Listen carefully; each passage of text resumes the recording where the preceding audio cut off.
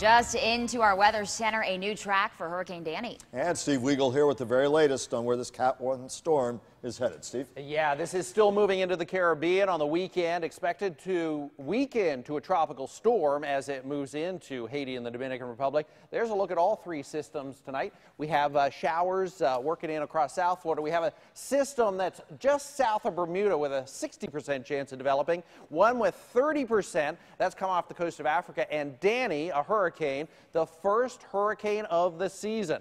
This one looks impressive tonight. A whole different picture from what we saw last night. Very symmetrical. There's the eye right there. Kind of clouded over with some high cloud tops. Not much wind shear taking place here. And there's also very warm water in the next day to day and a half for this. So it should stay with 80, maybe 85 mile an hour winds through Friday. The latest, now moving west-northwest at 10. The forecast track takes it over some nice warm water, and then it encounters some very dry Saharan dust. Dry air more than likely gets in train, and it weakens as it heads through the Caribbean.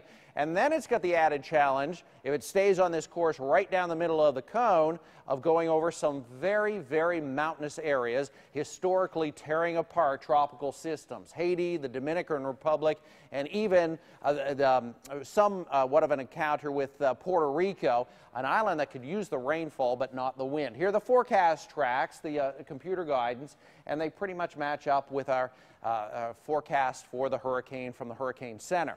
So in the near term, low shear, warm water, looking good for this thing. In the long term, out 3, 4, and 5 days, it has to deal with this. And this should really help us in weakening this to a tropical storm, and maybe something even a little weaker than that. Now, there are numerous scenarios here for what could happen the next few days. High pressure is still in control. Danny could weaken as it pushes into the Caribbean. A lot of the models have that, to an open wave. Strong high pressure, it stays strong and stays to the south.